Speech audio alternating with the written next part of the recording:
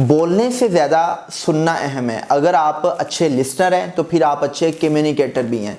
जब हम सुनने की बात करते हैं, जब हम लिसनिंग की बात करते हैं, तो इफेक्टिव कम्युनिकेशन उस वक्त होती है जब आपको सुनना आता है। अब सुनना भी एक आर्ट है। अच्छा, अब सुनना आर्ट कैसे है? बेसिकली लिसनिंग के 3 लेवल्स हैं। लिसनिंग का पहला लेवल है, उसको हम कहते हैं मार्जिनल लिसनिंग।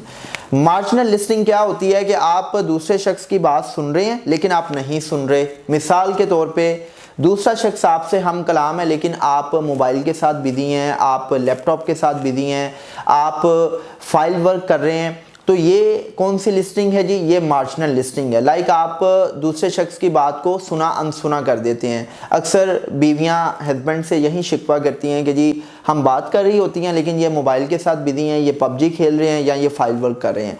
तो मार्जिनल लिस्टिंग में आप दूसरे शख्स की बात को तवज्जो से नहीं सुनते। अच्छा, then it comes to the next level, it's all about evaluative listening. अच्छा, एवेल्युएटिव लिस्टिंग में आप सुनते इसलिए हैं कि आपने दूसरे शख्स की बात में कीड़े निकालने हैं, आपने दूसरे शख्स की बात सुन के उसको मुंह तोड़ जवाब देना है। और एवेल्युएटिव लिस्टिंग में आप दूसरे शख्स को अभी बात मुकम्मल भी नहीं करने देते और आप उसकी बात का जवाब देना स्टार्ट हो जाते हैं, या दूसरे शख्स की अधूरी बात सुन के आप उसके बारे में जजमेंटल होके आप उसको जवाब देना शुरू कर देते हैं। सो इसको हम कहते हैं evaluative listening. Then it comes to the next level, it's all about active listening. कि जब भी हम एक्टिव लिस्टिंग की बात करते हैं तो इसका मतलब ये है कि आप कानों से नहीं सुन रहे, आप दिल से सुन रहे हैं, आप पूरी तवज्जो से सुन रहे हैं। और अगर आप एक्टिव लिस्नर हैं तो फिर आप अच्छे कम्युनिकेटर हैं। अगर आप एक्टिव लिस्नर हैं तो आपकी कम्युनिकेशन बहुत इफेक्टिव है। अब सवाल ये पैदा होता है कि अगर किसी इंसान ने एक्टिव लिस्नर बनना है, उसने अपनी लिसनिंग स्किल्स को पॉलिश करना है, तो वो कैसे कर सकता है? पहला पॉइंट इसमें यह है कि जैसा कि मैंने कहा कि एक्टिव लिसनिंग में आप कानों से नहीं सुनते, आप दिमाग और दिल दोनों से सुनते हैं। अगर आपको कोई अच्छी बात सुनने को मिलती है तो आपके चेहरे पे स्माइल आ जाती है। अगर आपको कोई दुखी बात सुनने को मिलती है तो आप भी परेशान हो जाते हैं, आप भी उसके गम को महसूस करते हैं। इसको हम कहते हैं एम्पैथिक लिस्टिंग, कि आप दूसरे शख्स की बात को इस तरह सुनते हैं कि जैसे वो सारे का सारा मामला आपकी अपनी ज़ात के साथ दरपेश है। सो पहला पॉइंट तो क्या है कि बी एम्पैथिक। दूसरा पॉइंट ये है कि जब भी आप दूसरे शख्स की बात को सुने तो थोड़ा सा उसकी तरफ आप लीन हो जाएं, थोड़ा सा उसकी तरफ आप झुक जाएं, ताकि दूसरे शख्स को आप ये महसूस करवा सकें कि आप उसकी बात को पूरी तवज्जो से सुन रहे हैं।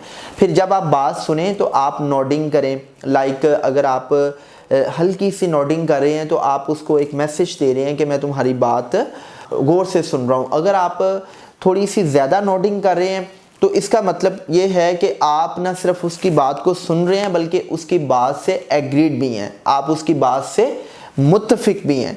सो नेक्स्ट थिंग कि जो आपको एक्टिव लिस्टिंग में मद्देनज़र रखनी चाहिए वो ये है कि आपसे कोई भी शख्स बात कर रहा है और अगर आपको उसकी बात अच्छी लगी है या आप उसकी बात से एग्रीड है तो आप उसकी बात को रिपीट कर दें।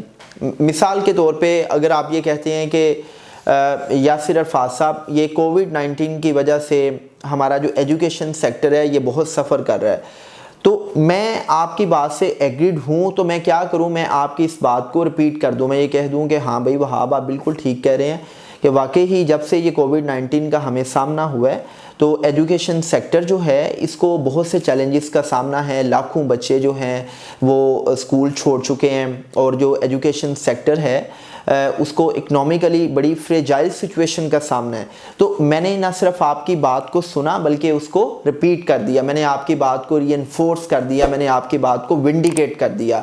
जब आप दूसरे शख्स की बात को विंडिकेट कर देते हैं तो दूसरा शख्स बड़ा ऑनर्ड फील करता है, दूसरा शख्स बड़ा इंपॉर्टेंट फील करता है कि यार ये मेरी बात को बड़ी तवज्जो से सुन रहा है।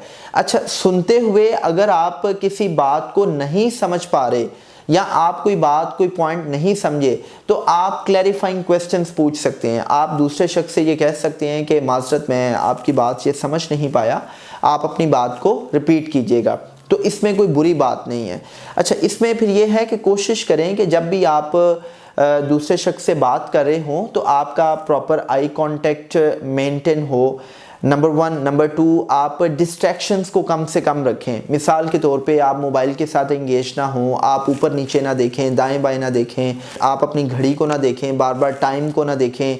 ये छोटी छोटी चीज़ें हैं कि जो दूसरे शख्स को सबलिमिनल मैसेज ये देती हैं कि इसको जल्दी है, ये मेरी बात सुनना नहीं चाहता।